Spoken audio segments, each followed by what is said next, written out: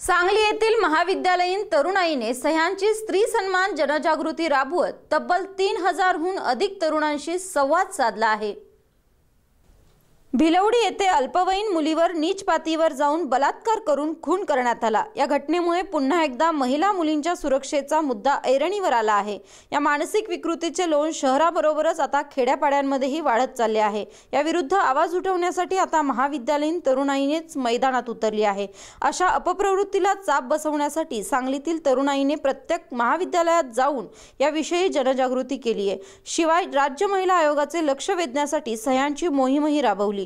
या मोहिमेस महाविद्यालयीन तरुणांनी उत्तम प्रतिसाद देत तब्बल 3000हून जास्त विद्यार्थ्यांनी सहभाग नोंदवला आहे। या मोहिमेमध्ये जयंत जाधव, संजय जाधव, कौस्तुभ पोळ, प्रशांत शिंत्रे, कोमल जाधव, दिग्विजय भालीबडे, सद्दाम खाटीक इत्यादींनी सहभाग नोंदवला।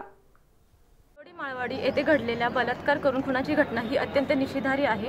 अशा घटना समाजात पुन्हा घडू नयेत किंवा ह्या घटनांमधील आरोपींना लवकरात लवकर शिक्षा दिली जावी, त्या संदर्भात ठोस उपाययोजना राबवण्यात याव्या अशा मागणीचे निवेदन आम्ही तयार करून त्यासाठी सह्यांची मोहीम राबवत आहोत। गेले 8 दिवस आम्ही सह्यांची मोहीम राबवतोय। त्यासाठी आम्हाला जवळपास 3500 सह्यांचा पाठिंबा मिळाला। हे निवेदन आम्ही मानव अधिकार आणि महिला आयोगांकडे देणार आहोत।